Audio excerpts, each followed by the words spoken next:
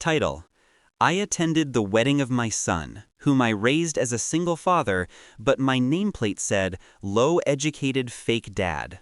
The bride's highly educated family burst out laughing.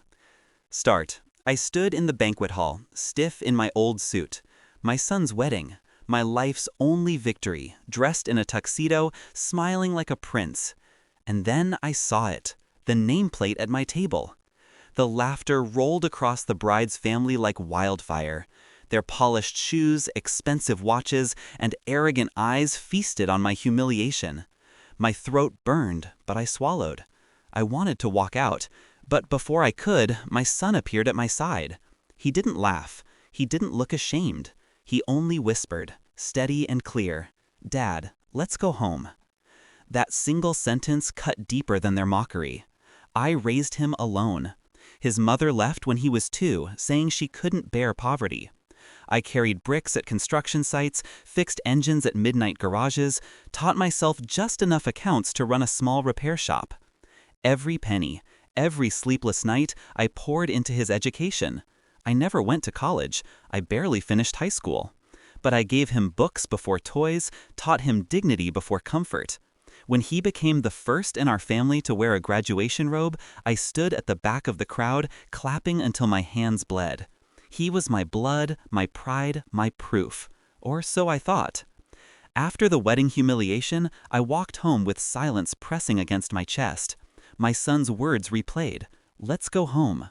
But home felt far. That night, I scrolled through social media.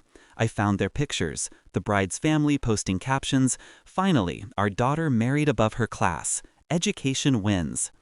In one photo, my son was smiling, but his eyes were cornered, suffocated. The next day, while repairing an old laptop for a client, I stumbled on something. The groom's company name appeared, his father-in-law's empire. And there, on the public records, my son's name had been tied to a project, one that reeked of forged signatures and stolen patents. I knew then, they had married him for his brain, not his heart. They wanted him chained to their empire. And they mocked me because they thought knowledge without roots is easy to control. They were wrong. I started quietly. Every evening after closing my workshop, I studied. Company filings, shareholdings, offshore accounts. I taught myself the language of business predators the same way I once taught myself to fix carburetors, by breaking things apart and learning the shape of each piece. I remembered nights when my son slept in my lap while I calculated bills. I carried that patience again. Then I found it, the crack. The father-in-law's company was laundering money through shell contractors. I traced invoices, fake addresses, even fake employees. My hands shook, not with fear, but with precision. I copied everything, built a digital file so sharp it could slice through steel. Then I waited. 1 week after the wedding, I sent an anonymous package to the government's Financial Crimes Unit. Not 1, but 10. Every copy addressed to a different department head, journalist, and competitor. The fuse was lit.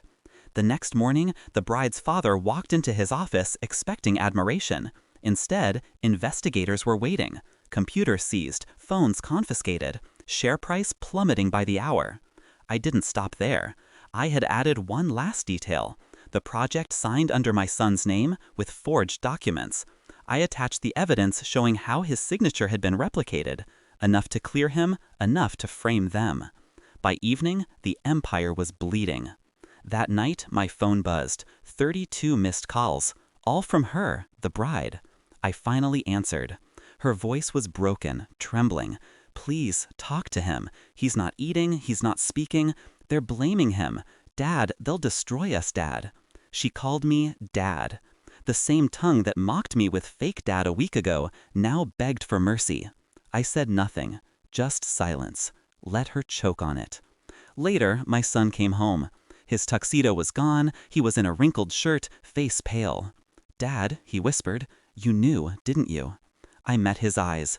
He wasn't a child anymore. He saw me, truly saw me, for the first time. "They laughed at me," I said calmly, "but they forgot who taught you to stand."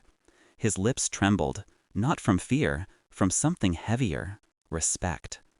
The bride's family lost everything. Their company gutted, their pride scattered in newspapers, their mansions sold to pay fines. They went from laughing at my nameplate to whispering mine in dread. My son filed for divorce within months. He moved back home, not as a boy, but as a man who finally understood the weight I carried. We ate together, quietly. For the first time in years, silence felt warm. I don't need their apology. I don't need their recognition. All I needed was this, to remind them that even a low-educated fake dad can read the language of betrayal and write the final chapter of justice.